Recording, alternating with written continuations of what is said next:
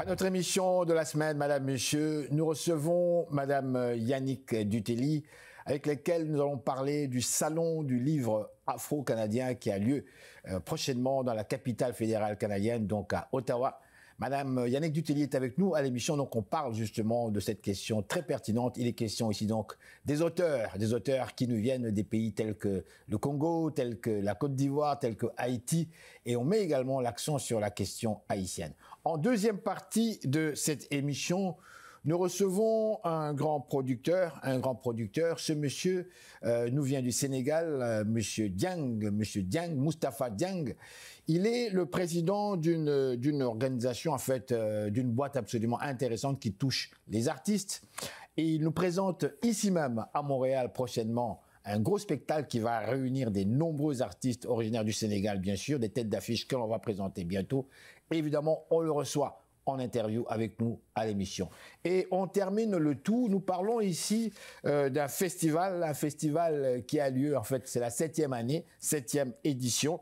On parle du festival Kilimanjaro Music qui a lieu à Toronto, Kilimanjaro Music Awards, où l'on remet évidemment des prix à ceux qui l'ont mérité, bien sûr. Et on reçoit monsieur Christian Romeo Odjou. Il nous parle via Skype depuis la ville de Toronto. Madame, monsieur, bonsoir. Ici Henri Ngaka. Bienvenue à notre magazine de télévision. Bougez pas, ça va causer après ces messages publicitaires.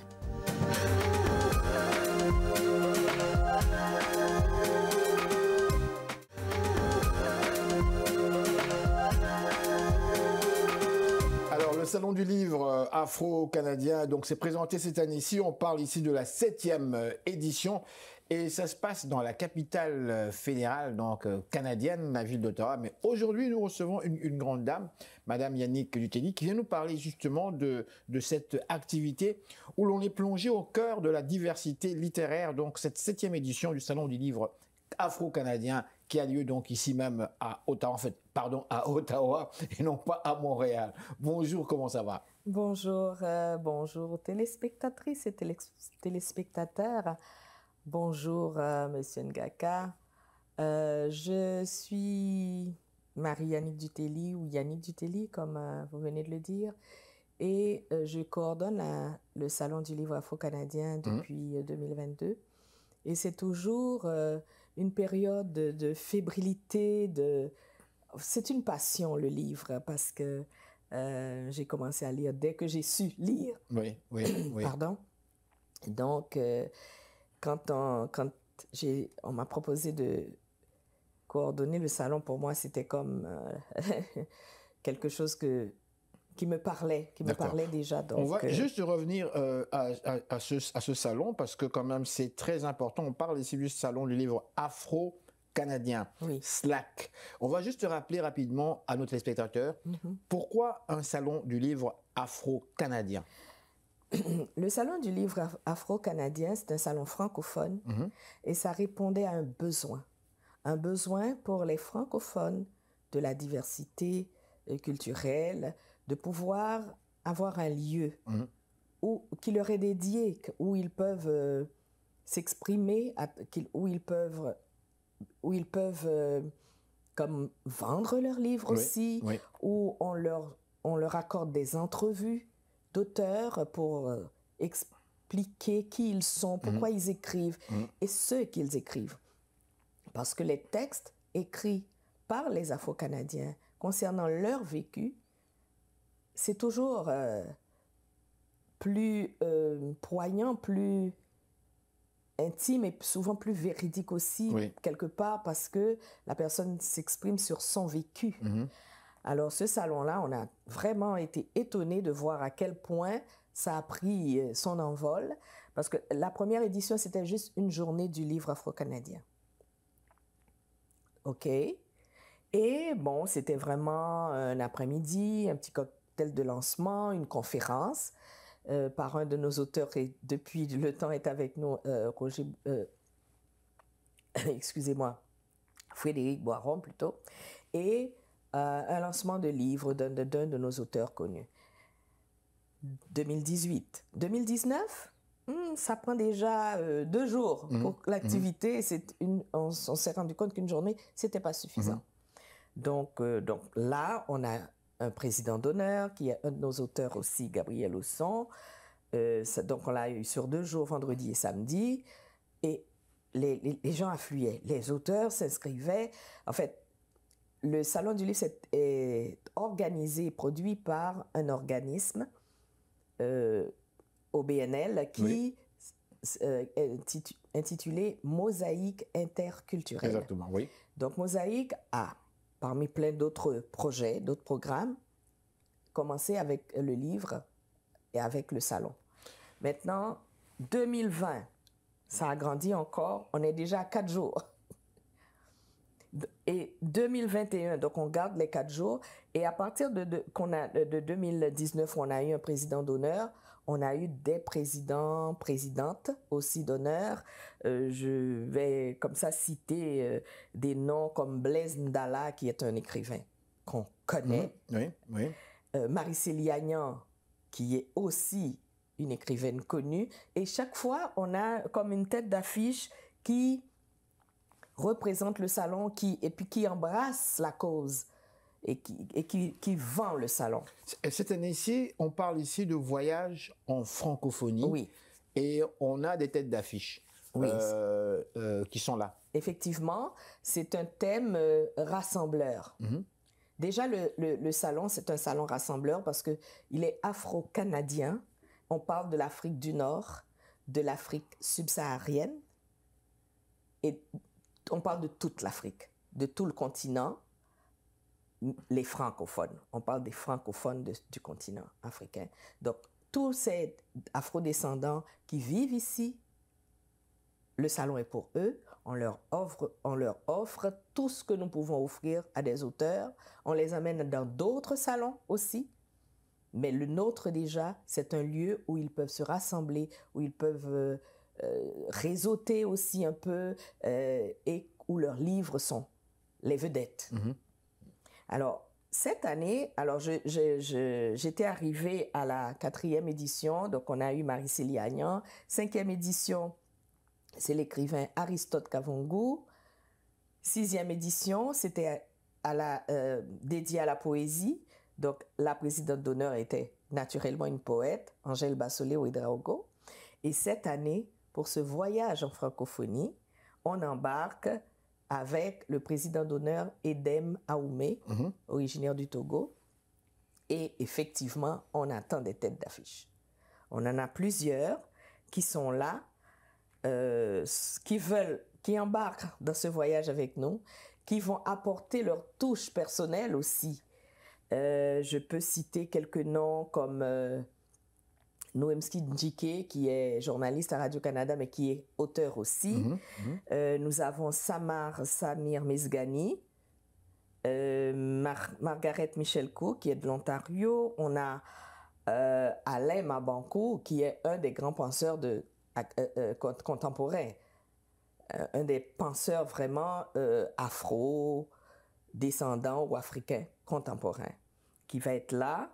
Et nous avons aussi M. Pierre Buteau qui vient d'Haïti, Mme Ginette Chirubin, M. Roger Laplanche, tout ça c'est des auteurs, Michel Acacia, etc.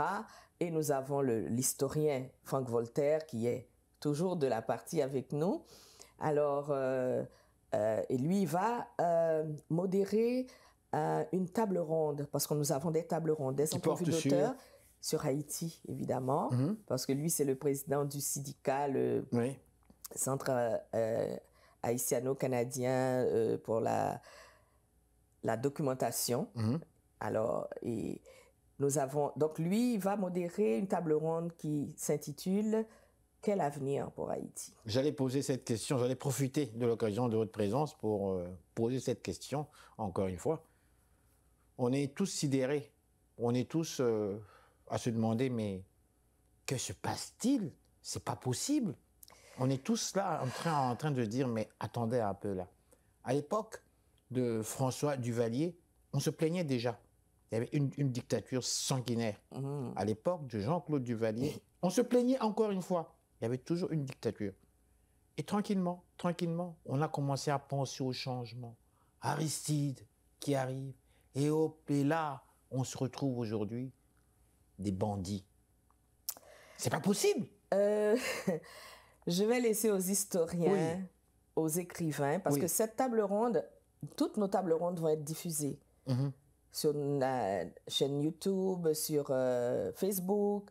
Donc, les gens pourront les voir et les revoir, parce qu'on a encore les tables rondes de l'année dernière qui sont encore disponibles sur la chaîne YouTube. Donc, ça va permettre aux gens de suivre ce que ces écrivains, historiens vont dire, parce que même 2 d'entre eux ont écrit des livres sur la situation en Haïti. Donc, je pense que ça va être une table ronde très instructive, peut-être pour les personnes qui ne connaissent pas, et même un petit peu qui vont aider les personnes qui se posent des questions, même s'il n'y a pas une réponse absolue pour dire c'est ça qu'il faut falloir faire, c'est ça qui... Mais au moins des pistes. Ils vont tracer des pistes. Parce que quand on regarde chez nous, je ne me considère pas expert, jamais de la vie. On est des simples observateurs. On suit comme tout le monde, on lit comme un petit peu comme tout le monde, on voit comme tout le monde. On constate qu'il y a, je ne dirais pas un certain désordre à l'échelle internationale, mais on constate plutôt qu'il y a une espèce de réaménagement qui est en train de se faire tranquillement à l'échelle internationale. Ce qu'on a connu, tel que le monde était organisé depuis la fin de la Deuxième Guerre mondiale, avec les 2 camps Est-Ouest, on constate qu'il y a autre chose qui se passe. Mais pendant ce temps-là, les pays que l'on considérait comme étant du tiers-monde, sont comme un petit peu, est-ce qu'on les a abandonnés, ou est-ce qu'on s'en sert, ou est-ce que ce sont les élites de ces pays-là qui profitent de ce désordre? Bref, on se pose de nombreuses questions comme ça. Oui, mais toutes ces questions, Henri, ce sont des questions de personnes qui connaissent vraiment l'histoire de cette chose-là. Là, tout ce que vous venez de dire, c'est des questions auxquelles personne ne peut répondre, même si on a un soupçon de savoir ce qui se passe. Et vous l'avez dit, il y a des pays délaissés. Il y a toujours certains qui sont sur le devant de la scène internationale. On comprend qu'il y a des choses terribles qui se passent partout, mais il y a quelques pays quand même dont on ne parle plus. On en parle un petit peu. Et même les soi-disant amis délaissent la cause. En même temps, on ne doit pas perdre espoir de changer les choses, de faire en sorte que ça puisse se régler. En tout cas, à un moment donné, il faut qu'il y ait un changement quelconque, il faut qu'il y ait, parce que sinon, le peuple est là et va perdre tout espoir de survie. Ça, parce que ça en arrive à là. Comme si la survie d'un pays comme le nôtre, et qui est pourtant, qui a beaucoup contribué partout dans le monde. On a plein d'élites intellectuelles, enfin des parts, de larges parts de notre élite intellectuelle qui alimentent, on va dire, le milieu intellectuel d'autres pays, on le sait. Mais au moins, la culture survit comme ça aussi. Et même à l'intérieur, je vois les jeunes, comment ils refusent de baisser les bras. Donc, on aura donc cette table ronde au salon. On aura beaucoup d'autres tables rondes sur des sujets actuels, sur ce qui concerne aussi la francophonie. Parce que la francophonie, c'est un concept. Et on se demande des fois, qu'est-ce qu'il y a derrière ce concept? C'est vous qui l'abordez, ce n'est pas moi. Oui, c'est exactement moi. C'est vous qui l'abordez, ce n'est pas moi. Oui, je n'ai aucun problème à l'aborder parce que c'est une question aussi.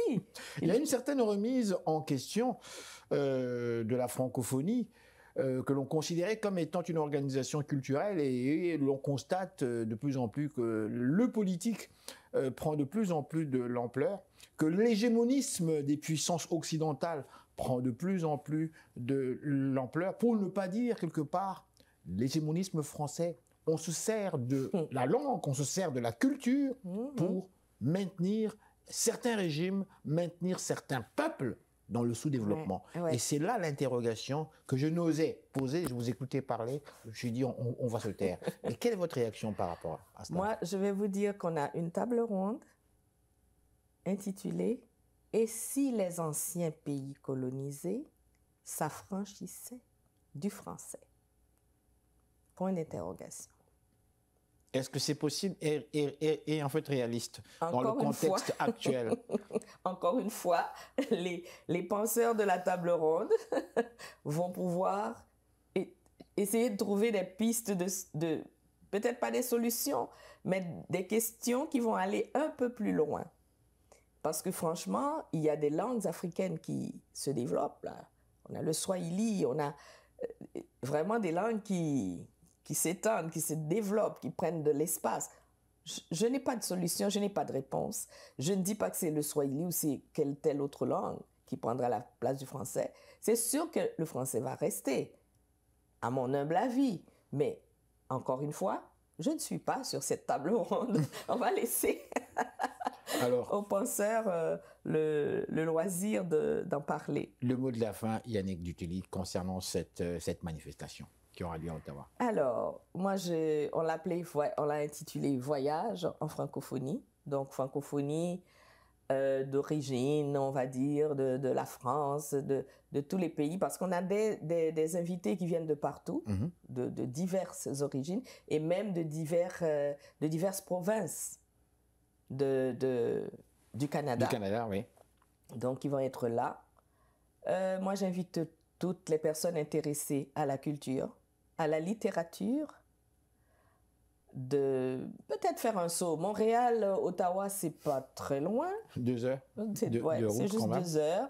Et puis, bon, il y a 2 journées de week-end là-dedans. Faire un saut pour voir tout ce qu'il y a à offrir à ce salon. On fait aussi un hommage à l'écrivaine guadeloupéenne qui a disparu il n'y a pas très longtemps, Marie Scondé. Marie Scondé, oui. Donc, il y a par exemple, Alain Mabankou, Melchior Bonimpa, il y a des gens qui ont été associés à cet auteur-là, à cette écrivaine-là. Donc, il y a un hommage qui va lui être rendu. En tout cas, il y a tellement de choses qu'il faut que je me taise, je sais leur cours.